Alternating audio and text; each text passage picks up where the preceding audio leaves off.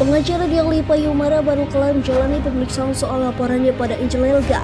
Dian mengaku sudah mengeluarkan dana miliaran rupiah untuk diorbitkan jadi artis ibu kota. Dian bahkan tak sungkan menyebut bahwa ia pernah diminta uang oleh Angel Elga untuk membayar salah satu program televisi agar dirinya masuk TV untuk diwawancarai. Menurutnya hal tersebut bakal terungkap saat Angel Elga diperiksa penyidik. Dugaannya ada mafia di industri hiburan yang notabene membuat televisi hanya diisi oleh artis yang itu-itu saja. Simak video selanjutnya. Salam Merah Putih. Dari pengacara Merah Putih yang hidupnya sembarangan. Lagi persoalan kasetonya ngamuk-ngamuk sama aneh. Nggak tahu lah gimana dia ngamuk-ngamuk. Yang jelas LPI ini kayaknya harus dibubarin nih. Tapi kayaknya doang ya. Oke, kita mulai ya. Hari ini saya ke Polres Selatan ada 3 agenda. Agenda pertama adalah ini BAP-nya si siapa? Angel Elga selaku penipu dan saya tertipu. Dan saya adalah orang paling bodoh, pengacara paling bodoh yang tertipu. Ya kan? Tapi saya paling pintar kan? Tapi paling bodoh juga. Namanya orang agen kan kadang-kadang paling pintar, kadang-kadang masih paling bodoh. Ya biar benar semua. Gitu ya.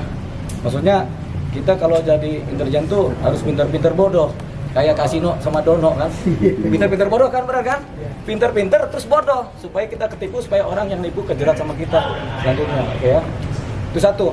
Jadi saya mau BAP perkaranya Angel dengan bukti WA segini banyak. Isinya penipuan aja semua nih.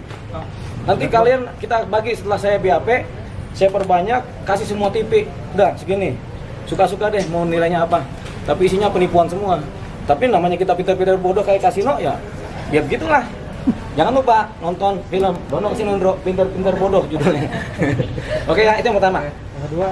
Yang kedua, aneh mau laporkan Nandar Yonatan. Pernah tahu nama itu? Cari tahu di YouTube. Itu tukang provokasi agama itu. Nandar Yonatan. Ya kan? Provokator agama tuh, penista agama tuh sesungguhnya. Suka ngajak-ngajak orang diskusi agama, berdebat, terus saling menghina, saling merusak satu agama, dihina, agama lain dihina gitu. Nah, karena kita pengacara Merah Putih, kita nggak mau ini terjadi berkepanjangan. Jadi semua siapapun juga yang menghina agama, saya laporkan polisi, ya kan? Jadi kalau ada orang agamanya Kristen menghina agama Islam, saya laporkan polisi. Tunggu.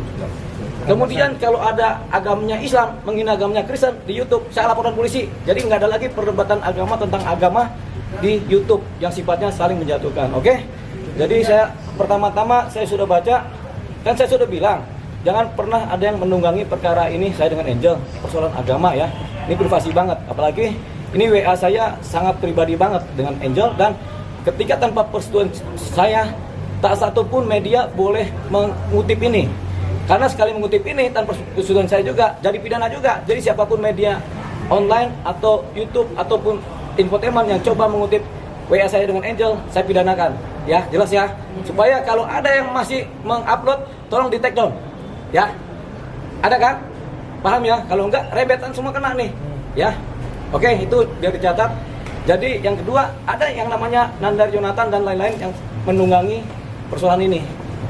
Iya kan? Hah? Yang kedua dulu dong.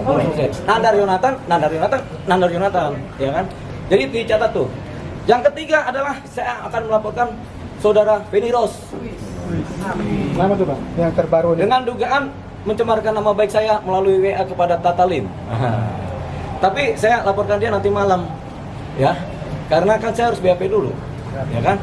Baru saya ada interview lagi di maklum kita suka di acara interview di TV One jam 5, ya.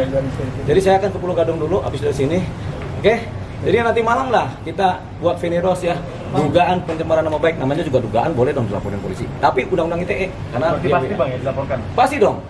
Apa Bang bentuknya Bang buktinya? Buktinya ini buktinya sebenarnya yang MR Bang. Hah? Yang MR Feni Rose. Ya, Feni Rose kan ada di sini buktinya juga. Ada nih Feni Rose nih.